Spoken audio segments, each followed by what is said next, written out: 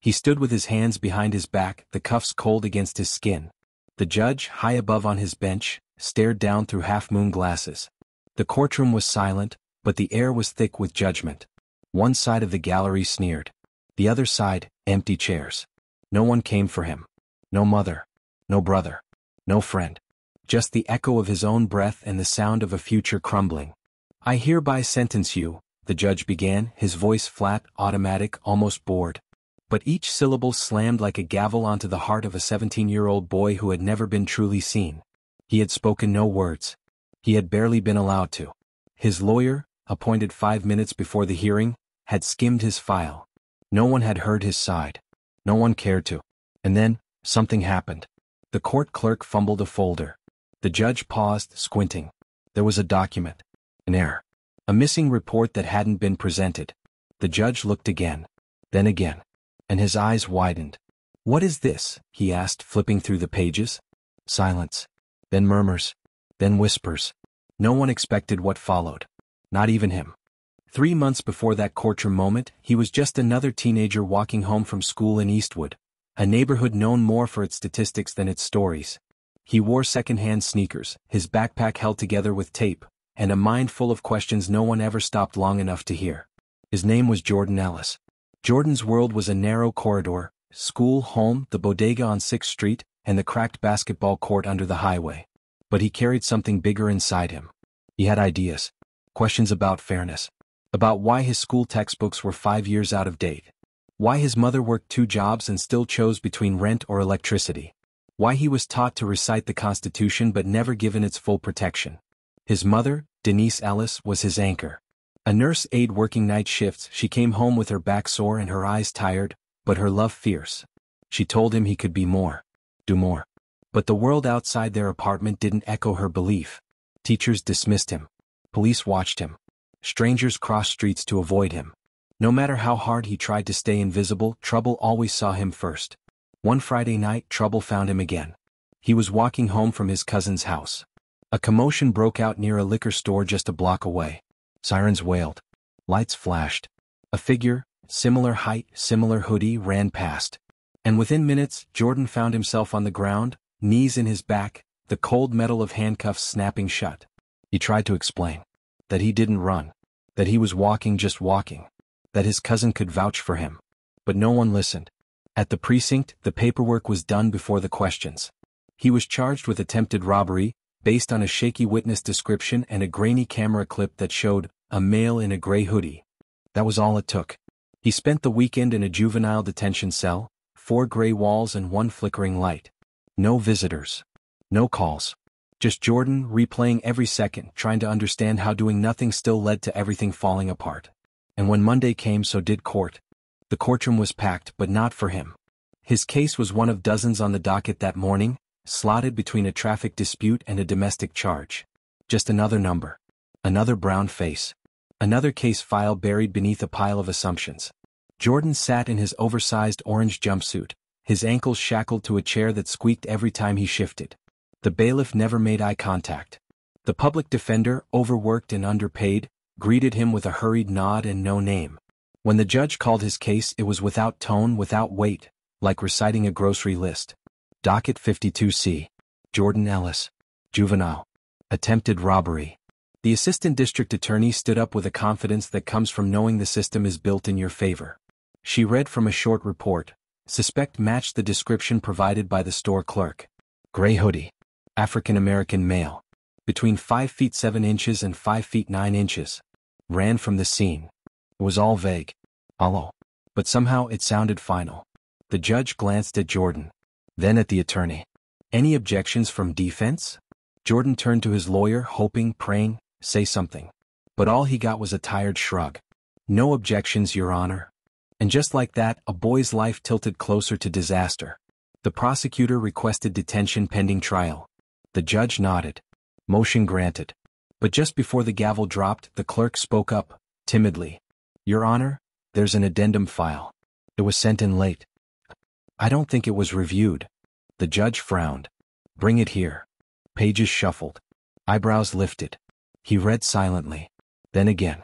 Then leaned back, tapping his pen against the bench. This changes things. Gasp. Confusion. Jordan watched as uncertainty entered the room for the first time. The new file contained a sworn affidavit from a neighbor, Miss Etta, 72 years old, who saw Jordan walking down Myrtle Avenue at the same time the robbery took place. Her statement had been submitted the day before, but misplaced. It was the first voice that said, "He didn't do this." The judge read Miss Etta's statement a third time, his fingers pausing at the signature. It wasn't just her words, it was the certainty in her voice, captured even in print. "I know that boy," she wrote. "I saw him walk past my window at 7:18 p.m. He waved. He always waves." Jordan hadn't known Miss Etta submitted anything. He hadn't seen her in days. But the memory of that evening returned now like a sharp breath.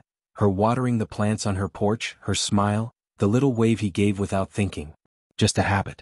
A moment of neighborly ritual that now stood between him and ruin. The judge looked up.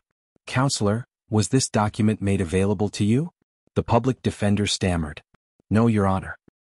I didn't have time to review the file in full." The prosecutor tried to recover. "Your Honor, even with this testimony, it's still possible," he doubled back. "Witness statements can be misremembered." But the judge was no longer listening to her. He was staring at Jordan. Really staring, for the first time in the entire hearing. "Son," he said, "do you understand the charges against you?" Jordan nodded slowly. "Yes, Your Honor."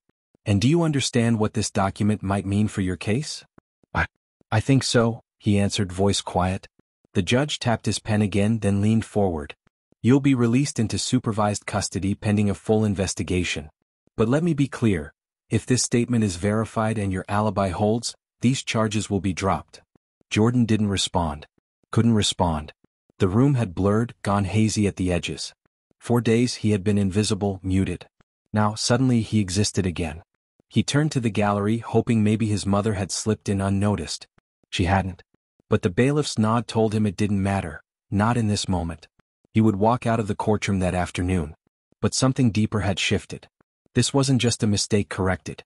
This was proof of how close a life can come to being swallowed by silence, how a boy could disappear, unheard and unseen, if not for one neighbor who remembered to look. The doors of the courthouse opened, but the sun didn't feel warm. The sky didn't look any different. There were no reporters. No justice parade. Just the clack of his sneakers on the sidewalk and a clipboard shoved into his hand, terms of release signed and stamped. Jordan stood there alone, holding freedom like it was an unfamiliar object, one he wasn't sure belonged to him. A social worker named Ms. Grant approached him, offered him a ride. She had soft eyes and a firm tone, the kind that had seen too many of him come and go. She didn't ask what happened. She just drove. The ride home was silent. Eastwood looked the same, battered fences, fading murals, kids on bikes swerving past potholes, but it felt different now. Like it had watched him fall, then turned its back. When they pulled up to his apartment, he saw his mom on the steps. Denise Ellis hadn't slept in 2 days. Her uniform still smelled of antiseptic and sweat. The moment she saw him, she dropped everything and ran. She held him tighter than words ever could. There were no explanations. No blame. Just her voice in his ear, "You're home. That's what matters. We'll figure the rest out." But Jordan knew something had broken. Not between them, between him and the world. Trust, once shattered, doesn't mend overnight. And even in freedom, a kind of prison followed him. The doubt, the label, the weight of almost. He didn't sleep that night. He stared at the ceiling, thinking of Miss Etta, of gray hoodies, of how close he had come to being another headline buried beneath the algorithm. He thought about how easily stories like his vanish. And for the first time he made a decision. He wouldn't vanish. The days after the release moved slow, like the world was still deciding whether it had made a mistake letting him go. Jordan didn't return to school immediately. He stayed inside not because he was scared, but because he was thinking. Deeply. Constantly. His thoughts didn't stop racing, and for the first time they weren't just about survival. They were about systems. He watched documentaries. Read blogs. Listened to podcasts from his cracked phone. He discovered names like Khalif Browder, Sandra Bland, and Emmett Till. Stories that mirrored his. Stories that ended differently. Stories that weren't saved by a neighbor on a porch. He started keeping a notebook. Not for drawings or diary entries, just thoughts. Cold, raw observations. Why do they build new prisons but close down libraries? Why is a hoodie seen as a weapon? Why did I need to prove I was innocent instead of them proving I was guilty? The questions became fire. Fuel. Purpose. His mother noticed. She didn't say much, just slid a book into his hands one day, The New Jim Crow by Michelle Alexander. He read it cover to cover in 3 nights. Highlighted it with a yellow marker that barely worked. Each page was like holding a mirror to the courtroom, the cuffs, the silence. Jordan wasn't just a near victim of the system. He had seen its gears turn. And now he wanted to expose them. But first he had to find his voice. It came slowly through small things. A comment on a YouTube video. A post in a private forum. A typed-out essay he didn't submit, but rewrote 5 times. And one day at a local youth meeting he spoke. Just a few sentences. Nervous. Quiet. But real. They almost erased me, he said. But I'm still here. So I'm going to talk. Someone clapped. Then another. And the fire inside Jordan began to spread. Jordan didn't wake up one morning and decide to lead. That wasn't how it worked. It started with small rooms. Fold-out chairs. Broken mics. Meetings in community centers with stained carpets and flickering lights. But in those spaces something radical happened. People listened. He started with his story. Just that. No statistics. No theories. Just what had happened to him, the way the cuffs bit into his wrists, the way the judge never looked at him until someone else vouched for his humanity, the way his name almost became a number. The more he spoke, the more others spoke too. A girl named Keisha talked about her brother who'd been locked up for a petty theft charge that became a year-long detention. A boy named Malik spoke about being stopped and searched 3 times walking home from tutoring. Their voices formed a mosaic, an unspoken record of the things no one outside Eastwood wanted to see. Jordan started organizing. He built a small forum called No Erasures. Just a basic site, nothing fancy. Mostly blog posts, community contacts, and shared testimonies. But it grew. Quietly. Steadily. The stories poured in, emails from kids in Chicago, Baltimore, Atlanta. Some had faced what Jordan did. Others had faced worse. Every night, Jordan read their words like scripture. He stopped feeling alone. And that changed everything. He returned to school not because he had to, but because he had something to say. He joined debates. Challenged teachers. Brought articles to class that made people uncomfortable. His history teacher once told him, "You need to be careful with tone." Jordan answered, "You need to be careful with truth." He wasn't angry for the sake of it. He was driven, determined, and beneath it all, wounded. But now that pain had a purpose. He wasn't just surviving anymore. He was building something bigger than himself. 2 years after that cold courtroom nearly wrote him off, Jordan stood there again, but this time without handcuffs. No jumpsuit. No lawyer speaking over him. Just his own voice standing behind the same podium that once muted him. The city council had opened a hearing on juvenile justice reform after public pressure mounted from a series of exposés. A community activist had submitted Jordan's name for the speaker list. They almost skipped him. He wasn't a professor. Not a lawyer. Just a kid with a file the system had tried to bury. But he showed up anyway. When they called his name, he walked forward slowly, his steps deliberate, eyes steady. His mother sat in the front row, her hands folded tightly. Miss Etta was next to her, purse on her lap, her weathered face lined with quiet pride. Jordan didn't bring notes. He didn't need them. "I was 17 when the system decided who I was," he began. "I didn't get a trial. I didn't get fairness. I got silence. And if it weren't for a neighbor who cared enough to say, 'I saw him,' I'd be somewhere else right now, maybe in a cell. Maybe forgotten." The room was still. He told them what it felt like to be mistaken, dismissed, processed like a broken part on an assembly line. He spoke about fear. About being young and black and voiceless. But he didn't stop there. He talked about possibility. About how he turned pain into purpose. How he created a platform for others. How young people didn't just want to be saved, they wanted to be heard. "I'm not here for pity," he said. "I'm here because we need to build a world where a hoodie doesn't equal guilt. Where every child matters before it's too late." Applause didn't erupt. It rolled in slowly like people didn't expect to feel what they were feeling. But it came. Strong. Steady. Real. And Jordan? He just stood there. Not smiling. Not shaking. Just steady. Because for the first time he owned that room. Jordan's testimony went viral within days. A local news station clipped his 5-minute speech and shared it online. From there, the views climbed, first in the thousands, then in the millions. But with attention came a new kind of pressure. The same system that had tried to silence him now smiled at him through polished teeth. An assistant from a state senator's office called him the following week. She said the senator loved his message and wanted to collaborate. Then came invites from nonprofit panels, campaign organizers, youth task forces. They used words like voice for change and symbol of resilience. It sounded like progress. It felt like validation. But something about it was hollow. They wanted to use his story but not his voice. He was offered a stipend to be part of a youth policy board, on the condition that he agreed to speak only through scripts provided by the communications team. One foundation asked if he'd be willing to tone down the language in his blog post to keep their donors comfortable.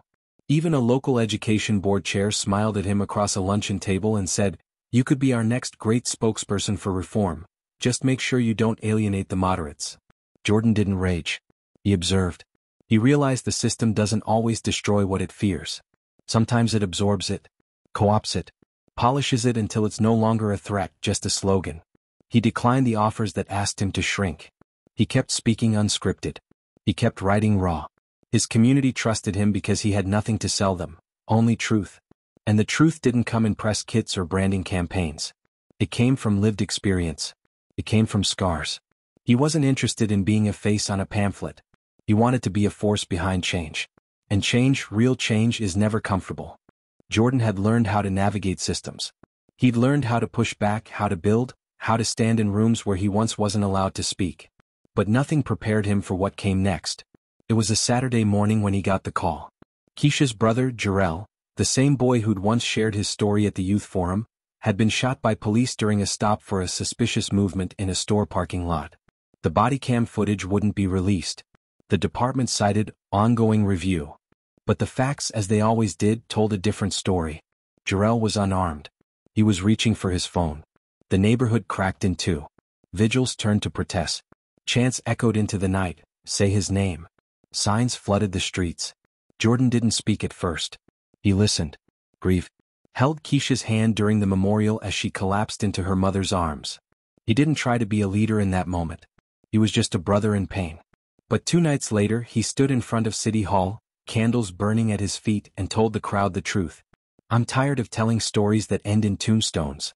I'm tired of turning grief into activism." Jarrell didn't need to become a martyr for this city to listen. But now that he's gone, we make them hear. That night, No Erasures became more than a forum. It became a movement. Schools asked him to speak. Lawyers began collaborating on youth defense reforms. A state representative introduced legislation named in Jarrell's honor. And through it all, Jordan kept showing up. Not as a celebrity. Not as a politician. Just as a young man who refused to disappear. Because once they tried to erase him. But he turned his story into a weapon.